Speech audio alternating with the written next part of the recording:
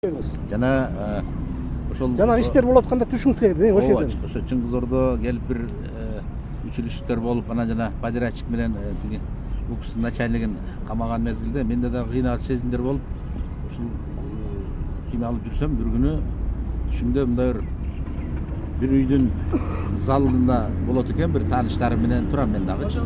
Турсам залкарлар өтүп атат ушундайынан. Түгөлбай Сыдыкбеков, жанагы тиги өтүп атат.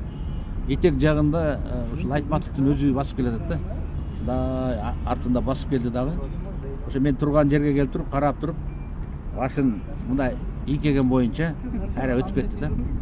Көзүмдү ачып эртебен турсам бул түш экен. Бирок менин жан дүйнөмдүн ошондо жеңилдегенин айтпаган.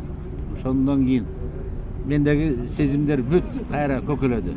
Мынакей улуу киши мени келди, бар баягы. Менин ушул көп жылдан берки мээнетимди ал кишинин руху арбагы деле сезип байкап жүргөнүн мен сездим дагы. Ошондой өзүмдүн жүрөгүм аны сезип, мүмкүн болсо, конечно, ага эле таянбай, бирок ошону өзүм аяр катып жүрдүм эле, сага бирок муну айтып атам, муну эч кимге айткан деле жок адам баягы. Ошондой болду.